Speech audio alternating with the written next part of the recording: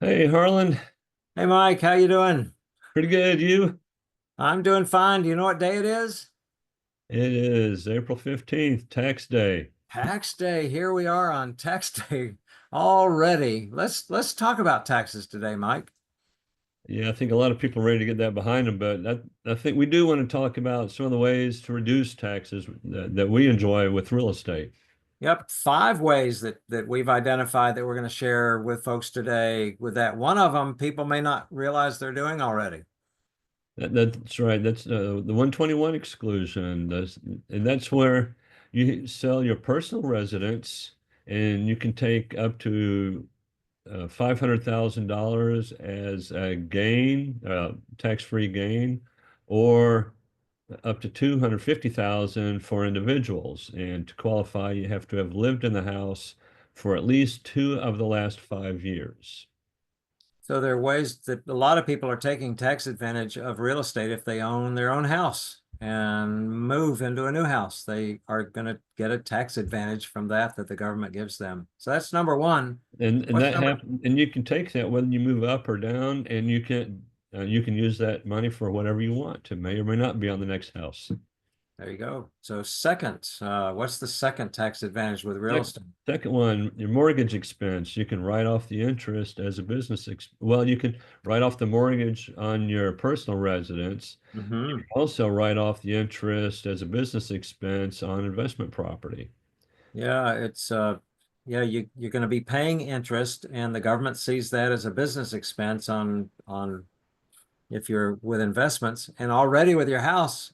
Before you sell it, you can write off the interest of your mortgage. So there's another way people are getting a tax advantage because they have some real estate, either personally or as an investment. That's right.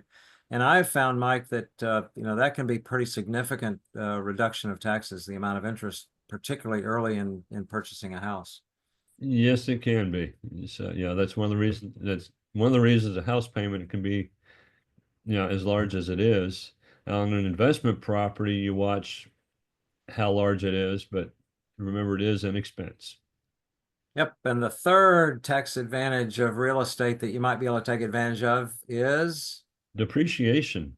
whoa, what's depreciation, Mike? Depreciation is an allowance that the government gives you on investment properties, so that you are allowed to depreciate the value of the property itself, not the land, but all the improvements on the land. So improvements on the land, you can depreciate that over time, and there are different time lengths with that. And I have found, Mike, that that's one of the biggest ones for me with real estate investments compared to, say, stocks or gold or just cash or whatever, is I get to depreciate that asset each year. And sometimes it completely eliminates the gain that I've made on paper. I still got the That's money in right. my pocket, but I don't have to pay taxes on the money that's in my pocket from that investment. That's right. That's what helps to make it huge. Having it, it's like can be like having tax-free money in your pocket while you have it. Yeah, and eventually the government's going to capture that depreciation when you sell the property at a time in the future, unless you use something else we'll talk about as the fifth one today. But depreciation is a big one that other investment vehicles just don't give us tax advantages like real estate does. Depreciation is a big one. That's right. And then number four is the long-term capital gains treatment. Hmm. And that reduces the amount of tax we pay because on the long-term gains, uh, the rates I think may max out at 15% or 20%, but they might even be as low as 0% depending on your total income. Hmm. And you can use that. I mean, if you sell stocks during the year, you're going to pay either short-term or long-term gains on them. If you hold them over 12 months is kind of the standard, isn't it, Mike, to move from short-term gains that are higher taxed higher to long-term gains that are taxed lower. Correct. And real estate takes advantage of that, just like other things that you sell during the year. If you've held them long enough, the tax goes down. So that's what we're talking about today, ways to reduce your taxes with your investments. And that's one of them, to make sure you're into long-term capital gains versus short-term ordinary gains. And then we have Number another five. one. Yeah. And then number five, It's kind of like playing Monopoly when you do a 1031 exchange. 1031 exchange. I mean, that's weird to a lot of people talking about it. What does 1031 exchange mean? It means you take the gain or you take the funds from the sale of one property and put those into another property that's worth more, So generally worth more. it's the selling houses in Monopoly and buying a hotel. Yeah, That's right. You that trade them in, for the value. You don't have to reduce the value when you sell them back or take a mortgage them from the bank, but you can. or pay taxes on that gain that you made from the sale. So, that was one that I took advantage of last year. I sold a single family home. Well, it was a triplex. I sold a triplex last year and I 1031 exchanged it into a multifamily syndication. And I did not have to pay any tax on the gain from that sale last year.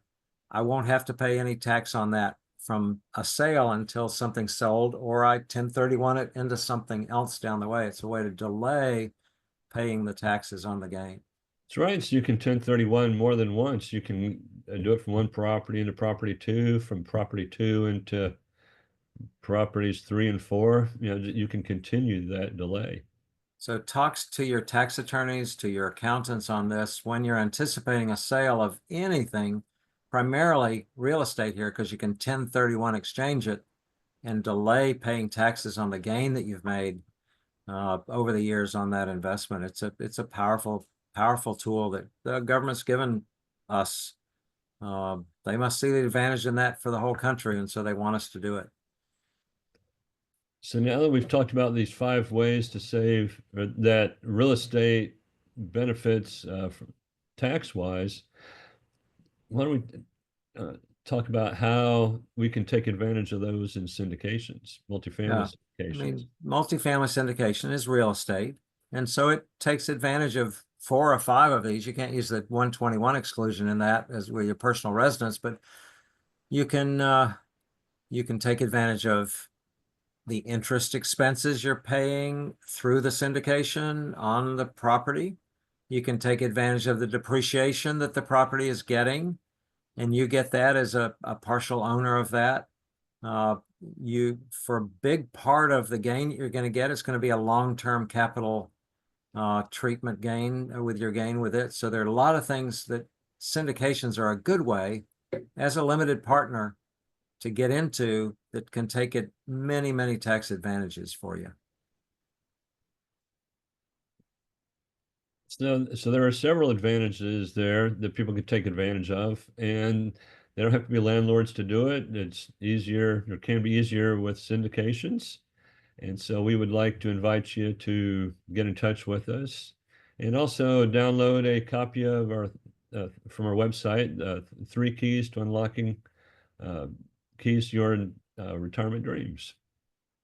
Yeah. So again, we talk to people all the time that are looking at real estate, particularly syndications, and we can help share with you and with them some of these additional advantages of getting into a syndication, particularly as a limited partner, that are available to you. So get in touch as soon as you can. Download that ebook. It really is good.